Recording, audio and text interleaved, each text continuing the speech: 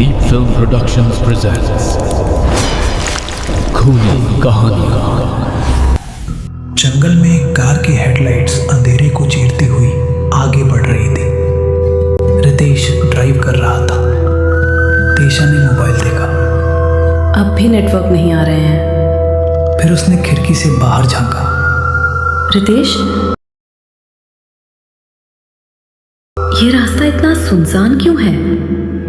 पता नहीं तेशा, जीपीएस ने तो यही रास्ता दिखाया था। थोड़ी देर में हाईवे आ जाना चाहिए। तभी अचानक कार झटके खाते हुई रुक जाती है। वो बस लौट आई है। अब क्या होगा, इसको जानने के लिए आपको पूरी वीडियो देखनी पड़ेगी। बहुत मजा आएगा, पर एक शर्त है, डरना मना है। ये क्या हुआ रितेश? पता नहीं, गाड़ी चलते चलते कैसे बंद हो गई। उसने दोबारा स्टार्ट करने की कोशिश की।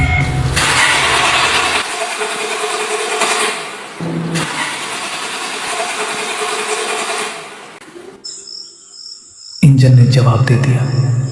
चारों तरफ सन्नाटा था। जंगल की आवाजें अब साफ सुनाई दे रही थी। झिंगुर, पत्तों की सरसराहट और कहीं दूर किसी के चलने की आहट।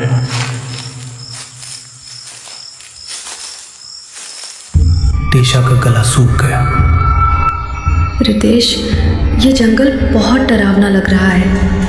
ये जगह मुझे बिल्कुल भी सही नहीं लग रही। जल्दी करो।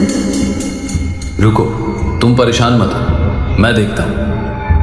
वो कार फिर से स्टार्ट करने की कोशिश करता है।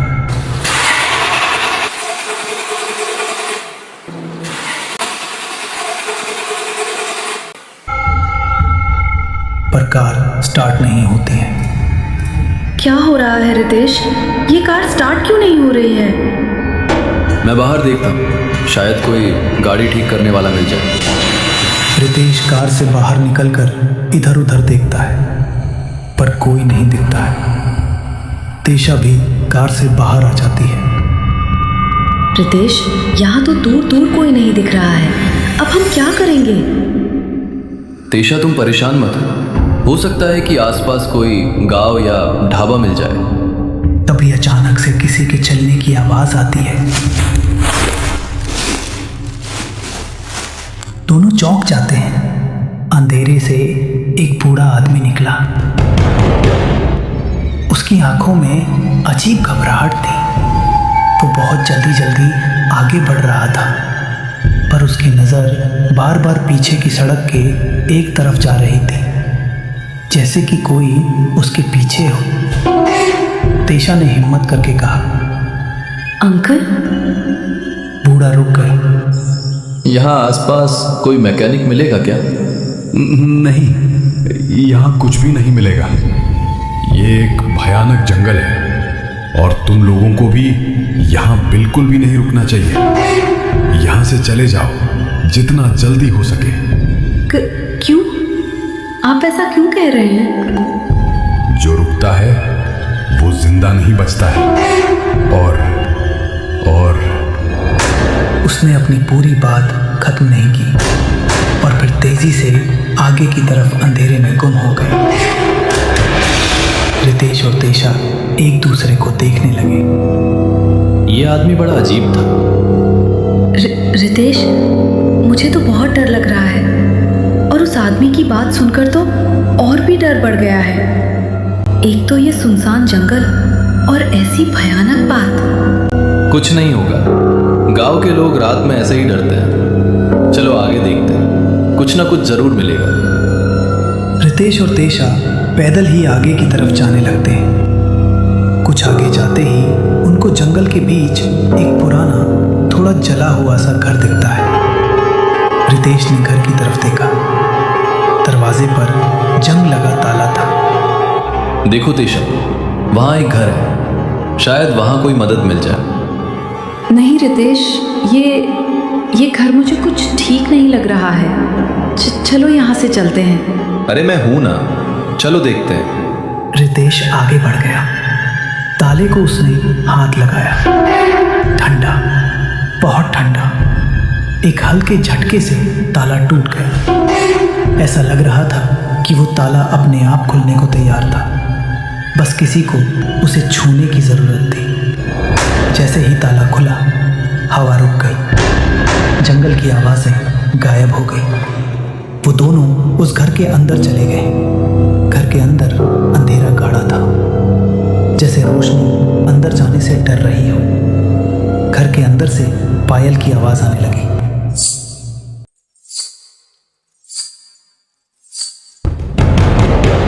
तेशा की सांस अटक गई। रितेश, तुमने सुना ये पायल की आवाज़? हाँ, मैंने भी सुना। पर इस बंद घर में पायल की आवाज़ कैसे आ सकती है? फिर एक भयानक आवाज़ आई। तुम लोगों को यहाँ नहीं आना चाहिए था। दोनों की सांसें अटक गई। उन दोनों को सिर्फ आवाज़ के अलावा और कुछ नहीं दिख रहा था।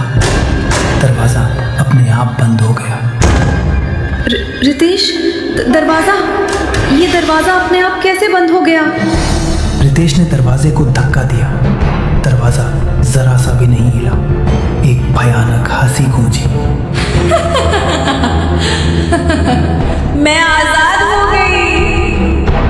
तुम लोगों ने यहाँ आकर बहुत बड़ी गलती कर दी है। अचानक रितेश के पैर जमीन से ऊपर उठ गए। रितेश! ये क्या हो रहा है? तेशा!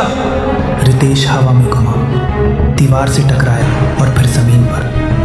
भाग जाओ यहाँ से, भागो अभी, नहीं तो तुम भी मरोगे। कौन हो तुम? जो यही जली थी। फिर दोनों हवा में उड़कर घर से बाहर गिरते हैं। जमीन पर गिरते ही दोनों की सांसें उखड़ गईं। घर के अंदर से हंसने की आवाज आने लगती है। 4 साल पहले। अबे आकाश, गाड़ी सीधी चला। सड़क हिल रही है या तू?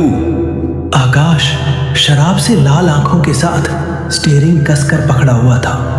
रमेश, सड़क नहीं हिल रही, तू हिल रहा है। चुप बैठ। पीछे से अमन बोतल हिलाते हुए बोला। भाई, आज की पार्टी पूरा पैसा वसूल। फिर अमन बेसुरा गाना गुनगुनाने लगता है। आज की रात कोई रात नहीं। अरे बस कर अमन, तेरा गाना सुनकर डीजे भी रो देगा। कार जंगल की सड़क पर और अंदर घुसती चली गई। अरमान ने खिड़की से बाहर झांका। यार, यहाँ इतना सन्नाटा क्यों है? ना लाइट ना घर, ये कहाँ के जंगल में आ गए हैं? डर गया क्या अरमान? इतनी पीने के बाद तुझे भूत दिखने लगे हैं क्या? तुम लोग बकवास बंद करो। अबे, ये वही रास्ता है ना? कौन सा रास्ता? जहाँ से हम आखिरी बार आए थे? कार के अंदर एक पल के लिए चुप्पी छा गई। अमन ने हंसी में बात डालने की कोशिश की। अबे छोड़ ना, हर जंगल एक जैसा लगता है। तभी अचानक पायल की आवाज।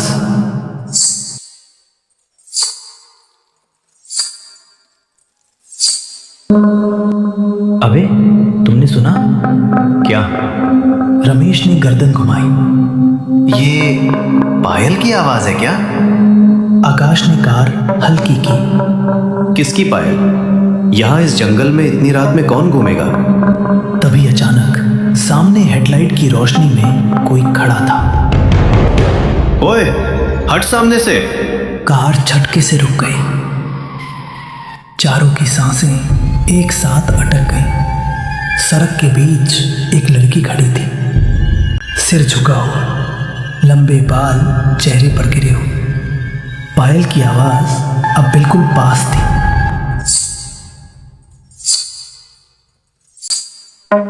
रमेश नशे में हंस पड़ा। अरे मैडम, इतनी रात को जंगल में लिफ्ट चाहिए क्या?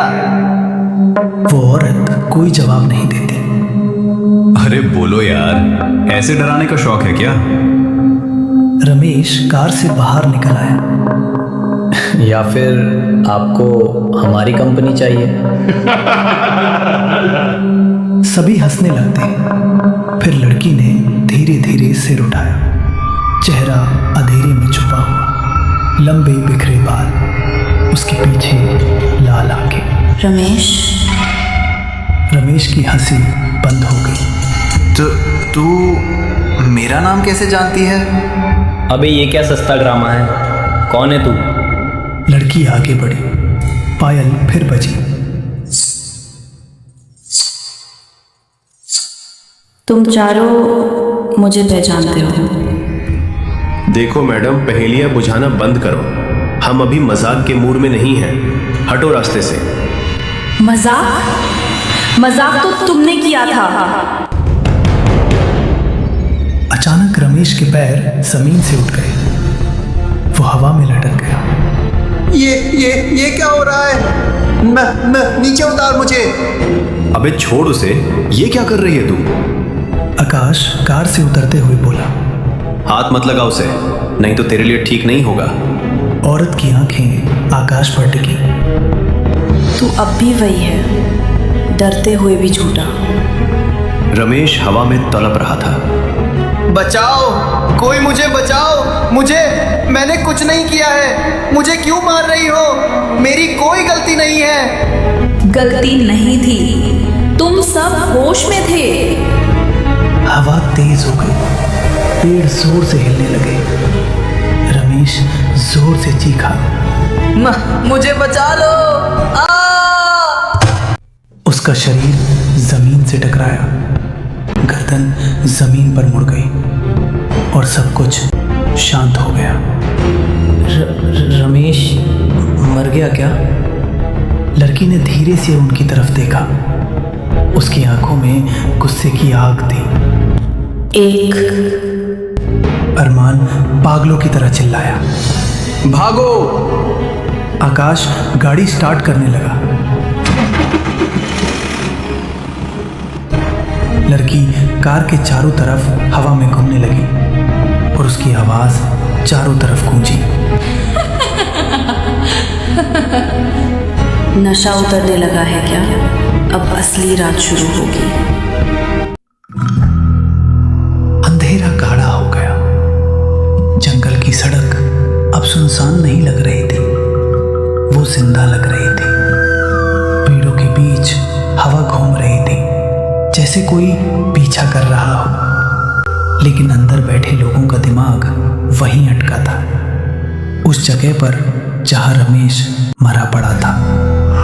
आकाश ने स्टीयरिंग कसकर पकड़ा हुआ था। उसकी उंगलियां सफेद पड़ चुकी थी। कोई कुछ बोलेगा? कौन थी वो? और उसने रमेश को क्यों मार दिया? तूने देखा उसने रमेश को कैसे हवा में उठा दिया और उसकी गर्दन। कार के अंदर सन्नाटा फैल गया। तभी पीछे से पायल की आवाज आई।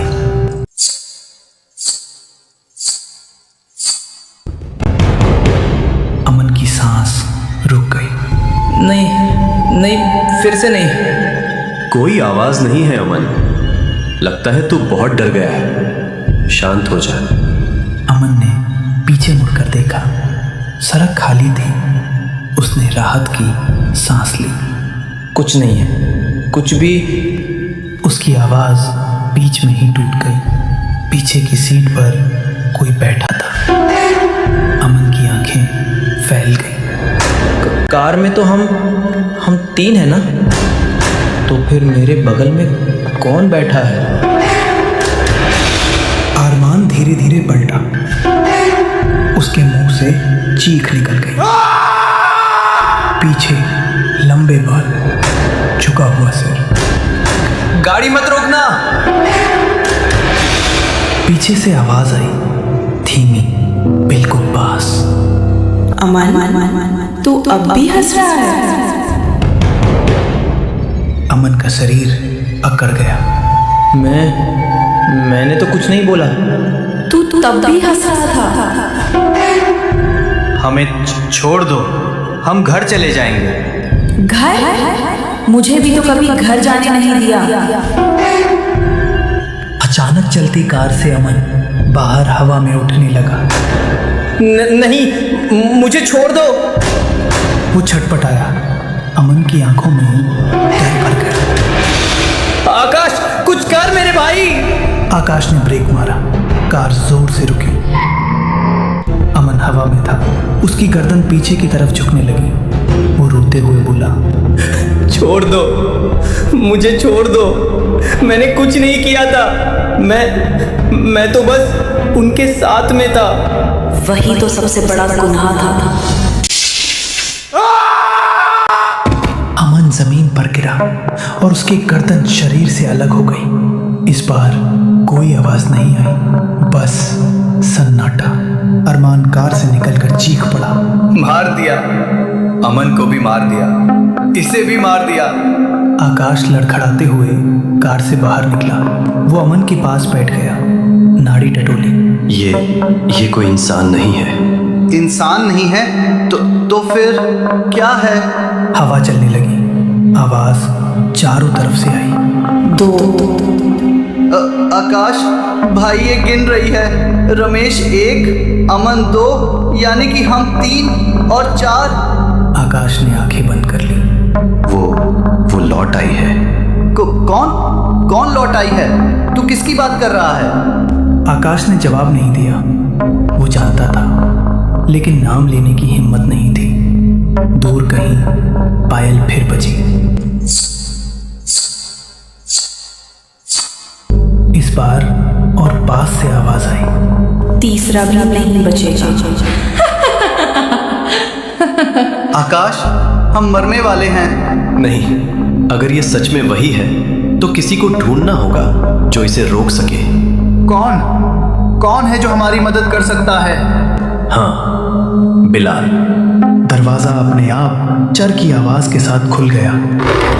अंदर से भारी आवाज आई, आने में बहुत देर कर दी। दोनों सन्न रह गए। अरमान फुसफुसाया, इसे कैसे पता हम आ रहे हैं? आकाश ने हिम्मत जुटाई और अंदर कदम रखा। कमरा अंधेरा था। दीवारों पर अजीब निशान, फर्श पर राख और बीच में बैठा बिलाल, आंखें बंद, सामने जलता दिया। बिलाल ने बिना देखे कहा, बैठो और झूठ बोलने की कोशिश मत करना।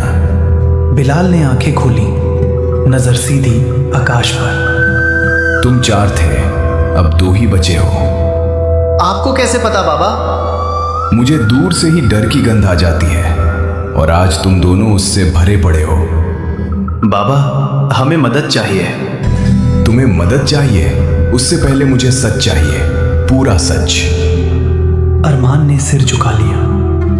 अगर सच बताया तो क्या आप? नहीं। बिलाल ने अमन की बात काट दी। बिना सच जाने मैं कुछ भी नहीं करता। कमरे में सन्नाटा फैल गया। अरमान टूट गया। हम 4 थे, एक लड़की थी। आकाश ने उसकी तरफ देखा, लेकिन रुका नहीं। हमने उसके साथ बहुत गलत किया और अब वो हमें मार रही है। बिलाल ने आंखें बंद कर ली। वो नहीं, तुम्हारा कर्म तुम्हें मार रहा है। वो लौट आई है। लौट आई है? तो वो बंधी नहीं रही? बंधी? बिलाल ने उठकर दीवार की तरफ देखा। जिसे जलाया गया हो और जिसके साथ अंतिम विधि ना हुई हो, वो लौटता है। तो अब क्या हो सकता है बाबा? बिलाल ने गहरी सांस ली। अब उसे फिर से कैद करना होगा। कुछ समय बाद वो तीनों उसी जंगल की तरफ बढ़ रहे थे।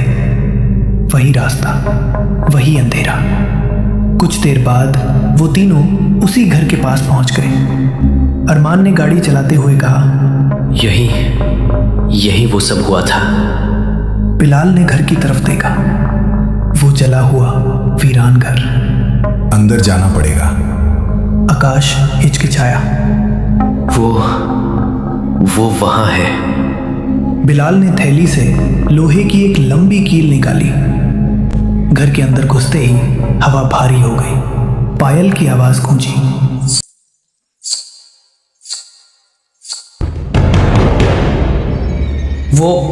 वो यही है। बिलाल जमीन पर बैठ गया। मंत्र शुरू हुए। हवा घूमने लगी। दरवाजे अपने आप बंद हो गए। एक भयानक आवाज गूंजी। बिलाल, तू ये ठीक नहीं कर रहा है। बिलाल की आवाज ऊंची हुई। तुझे यहीं रहना होगा।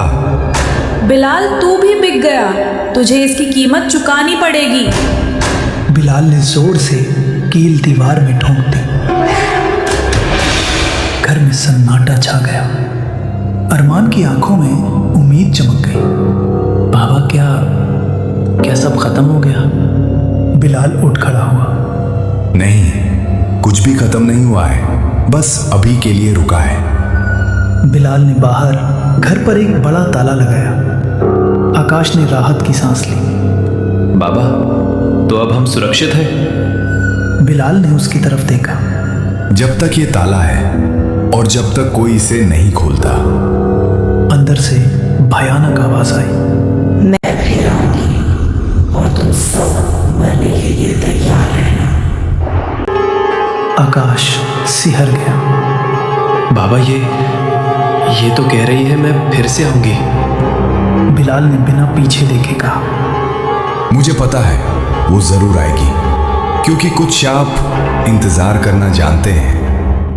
वर्तमान में रितेश ने तेशा को जल्दी से उठाया। तेशा, उठो, हमें यहाँ से भागना होगा। यहाँ कुछ तो है जो ठीक नहीं है। दोनों डर के मारे अंधेरे में दौड़ पड़े। तेशा हांफते हुए बोली, रितेश, वो क्या था? पता नहीं तेशा, जो भी था बहुत ही भयानक था। वो दोनों भागते रहे, लेकिन उन्होंने पीछे नहीं देखा। तभी उनको मंदिर की घंटी की आवाज सुनाई दी। तेशा, लगता है कि पास में ही कोई मंदिर है, चलो वहां चलते हैं। कुछ देर बाद ही उन्हें एक मंदिर दिखाई दिया। घंटी की आवाज और पहली बार डर के बीच थोड़ी सी राहत। मंदिर की घंटी अपने आप हिल रही थी। ओम प्रकाश, जो मंदिर का पंडित था, वो रितेश और तेशा को देखकर हैरान था। तुम दोनों इतनी रात में इस मंदिर में क्या कर रहे हो और इतने घबराए हुए क्यों दिख रहे हो? पंडित जी, हमारी गाड़ी खराब हो गई थी और हम ताला तोड़कर उस जले हुए घर में चले गए थे। फिर वहां पायल की आवाज आई। फिर एक भयानक आवाज, मैं आजाद हो गई। क्या? यानी कि वो लौट आई है, पर उसने तुम्हें जिंदा कैसे छोड़ दिया? उसने कहा, यहाँ से भाग जाओ, नहीं तो तुम भी मरोगे, और हमें हवा में उछालकर घर से बाहर फेंक दिया। पर हमें सिर्फ आवाज के अलावा कुछ और नहीं दिखाई दिया वहां। जिससे तुम लोग भाग कर आए हो वो कोई आम आत्मा नहीं है। वो हमसे बात कर रही थी। उसकी हंसी बहुत दर्दनाक थी। ओम प्रकाश ने आंखें बंद की। क्योंकि वो दर्द से ही बनी है। कौन है वो, और ये किसकी आत्मा है? मंदिर के बाहर हवा तेज हो गई। उसका नाम है आत्मिका। एक पल के लिए दिया कांप गया। वो इस गांव की सबसे सुंदर लड़की थी, लेकिन उसकी सुंदरता ही उसके लिए सबसे बड़ी सजा बन गई। अरमान, आकाश, अमन, रमेश, ये इसी गांव के बिगड़ैल लड़के थे। शराब पीना, जुआ खेलना, लड़कियों को छेड़ना, ये सब उनका रोज का काम था। उनकी गंदी नजर आत्मिका पर भी थी। एक दिन उन चारों ने आत्मिका को अगवा कर लिया और उसके साथ गलत काम किया, और फिर उसे उसी घर में जिंदा जला दिया। वो तड़पती रही, चिल्लाती रही, पर उसकी सुनने वाला कोई नहीं था। तेशा की आंखों से आंसू बह निकले।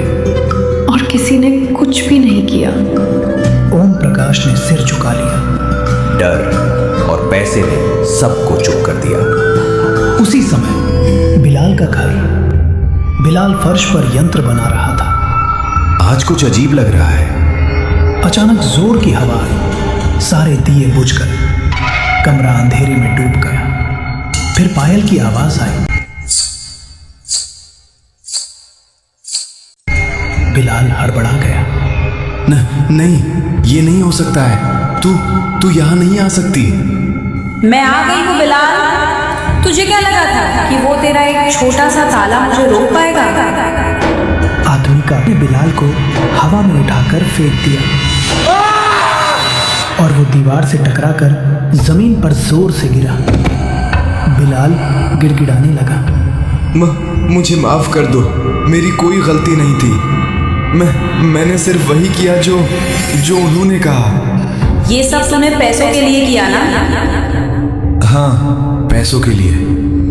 मुझे माफ कर दे, मैं सब ठीक कर दूंगा। ठीक कर देगा।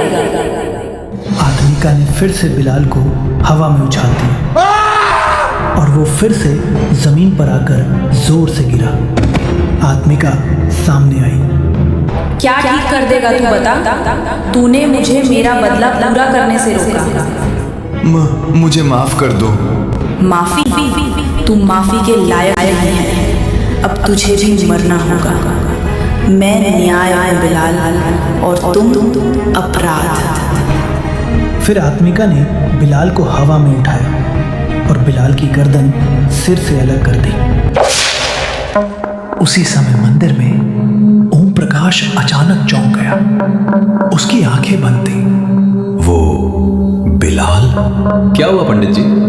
ओम प्रकाश ने आंखें खोली। वो मर गया। आत्मिका ने उसको भी मार दिया।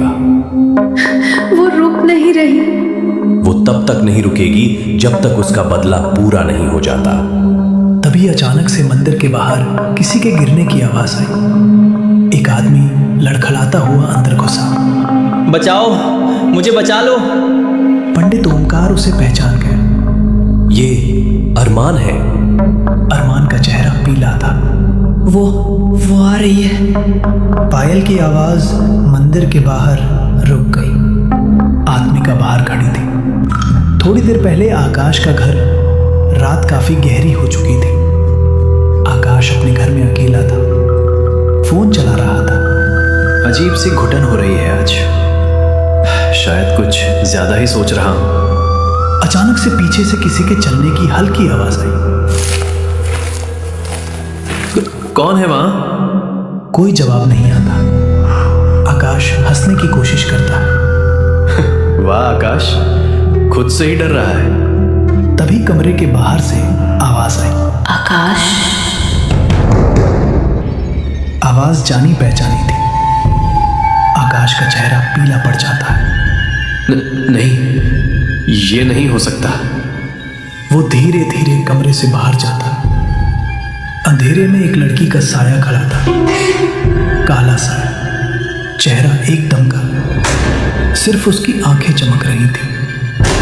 आत्मिका? पहचाना? या जलाने के बाद सब भूल गया था? आकाश पीछे हटता है। मैं मजबूर था। अगर हम तुमको नहीं जलाते तो तुम सबको बता देती। मुझे माफ कर दो, हमसे बहुत बड़ी गलती हो गई। आत्मिका हंसती है। गलती? जब मैं रो रही थी तब तुम्हें अपनी गलती नहीं लगी थी? मुझे माफ कर दो प्लीज। आत्मिका आगे बढ़ती है। चुप, एकदम चुप। दो तो चले गए, अब तेरी बारी है। अचानक दरवाजे बंद हो जाते हैं। लाइट बुझ जाती है। आकाश चीखता है, नहीं। आत्मिका की आवाज आखिरी बार गूंजती है। जा तू भी अपने दोस्तों के पास। 3। इस समय मंदिर के दिए फिर जल उठे। अरमान लड़खड़ाता हुआ मंदिर के अंदर घुस गया। सांस उखड़ी हुई, गले में काले धागे का ताबीज कसकर बना हुआ। उसने हाँफते हुए कहा, दरवाजा बंद करो। रितेश और तेशा पलटकर उसे देखते हैं। तेशा की आवाज कांप गई। पंडित जी, ये वही है ना? हाँ, आखिरी। अरमान ने चारों तरफ देखा। वो बाहर है। वो अंदर नहीं आ सकती है ना? आत्मिका की आवाज बाहर से आती है। अरमान? नहीं, तू यहाँ नहीं आ सकती। आत्मिका मंदिर की दहलीज पर खड़ी है। वो अंदर नहीं आती है। वो धीमे हंसती है। ताबीज? मैंने कुछ नहीं किया। ये सब रमेश का प्लान था। झूठ बोलना बंद कर अरमान। सबसे ज्यादा तूने ही मुझ पर अत्याचार किए थे। अरमान ओम प्रकाश पंडित की तरफ मुड़ा। महाराज, मैंने सुना है कि आत्माओं से बचने के लिए मंदिर सबसे सुरक्षित जगह होती है। ओम प्रकाश की आंखें गुस्से से कठोर हो गई। मंदिर कभी भी पाप छुपाने की जगह नहीं होता। आत्मिका ने एक कदम आगे बढ़ाने की कोशिश की। अदृश्य दीवार ने उसका रास्ता रोक लिया। एक हल्का सा झटका और आत्मिका पीछे हो जाती है। उसका चेहरा पल भर के लिए बिगड़ गया। अरमान हंस पड़ा। देखा, जब तक मैं इस मंदिर में हूँ और ये तावीज मेरे गले में है, तू मेरा कुछ भी नहीं बिगाड़ सकती। आत्मिका ने रितेश और तेशा की तरफ देखा। तुम दोनों अजनबी हो, पर तुम दोनों मेरी मदद कर सकते हो। तेशा आगे बढ़ी। आत्मिका, हमें सब पता चल गया है। इन लोगों ने तुम्हारे साथ बहुत गलत किया है और अब तुम्हें इंसाफ चाहिए। हम दोनों तुम्हारी मदद करेंगे। नहीं, मैं गांव छोड़ दूंगा, कभी वापस नहीं आऊंगा। मुझे जाने दो।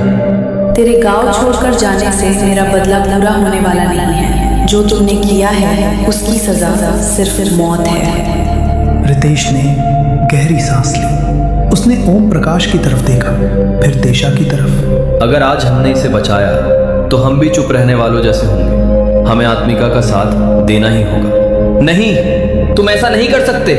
रितेश ने अरमान के गले की तरफ हाथ बढ़ाया। अरमान पीछे हटा।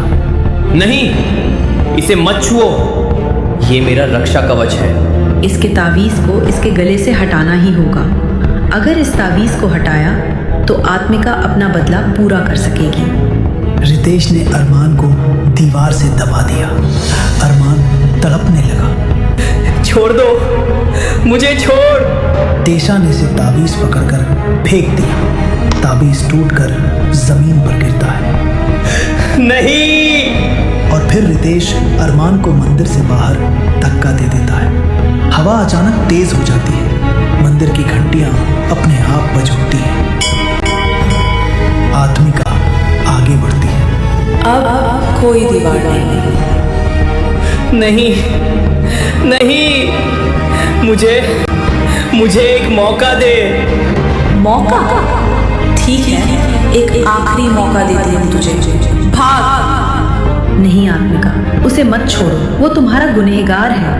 अरमान भागने लगता है। आत्मिका उड़कर एकदम से अरमान के सामने आ जाती है। नहीं, तुमने तो कहा था कि भाग जाओ। भूल गए, तुमने भी मुझे वहां से भागने का मौका दिया था, पर भागने नहीं दिया। मुझे माफ कर दो, प्लीज मुझे छोड़ दो। मैं भी तुम लोगों के सामने ऐसे ही रोई थी। मैंने भी कहा था कि मुझे छोड़ दो, अपने दोस्तों के पास जाने के लिए तैयार हो जा। अरमान जमीन से ऊपर उठता है और जमीन पर बहुत जोर से गिरता है।